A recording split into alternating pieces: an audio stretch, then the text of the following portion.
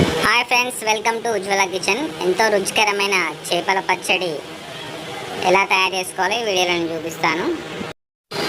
చేప ముక్కలని చిన్నగా కోసుకొని 5 లేదా 6 గంటల వరకు ఎండలో కానీ లేదా ఫ్యాన్ కింద కానీ ఆరబెట్టాలి. ఎందుకంటే ఇందులో కనుక నీళ్ళు ఉంటే పచ్చడ ఎక్కువ రోజులు నిల్వ ఉండదు. ఇప్పుడు మనం పెట్టుకునే చేపల పచ్చడ 1 నెల రోజుల వరకు నిల్వ ఉంటుంది. ఒక చిన్న బౌల్ తీసుకొని స్టవ్ మీద పెట్టుకోవాలి. తగినంత నూనె పోసుకోవాలి.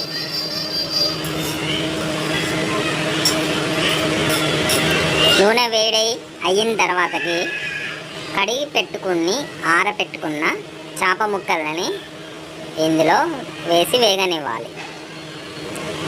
ఇలా బ్రౌన్ కలర్ వచ్చేంత వరకు మనం వేపుకోవాలి. ఇలా బ్రౌన్ కలర్ వచ్చేంత వరకు వేపుకోవాలి.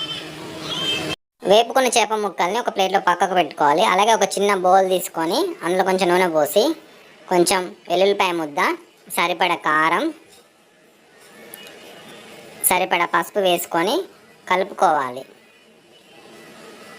ఇలా కొద్దిసేపు కలుపుకున్న తర్వాతకి ఇందాక మనం ఫ్రై చేసుకున్న చేప ముక్కలు ఉన్నాయి కదా, అవి ఇందులో వేసి కొద్దిసేపు వేగనివ్వాలి. అలాగే సరిపడా ఉప్పు వేసుకోవాలి.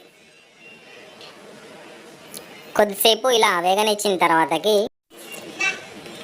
ఒక నిమ్మకాయని పిండుకోవాలి. ఎందుకంటే నిమ్మకాయ పిండడం వల్ల చాలా టేస్ట్ వస్తుంది.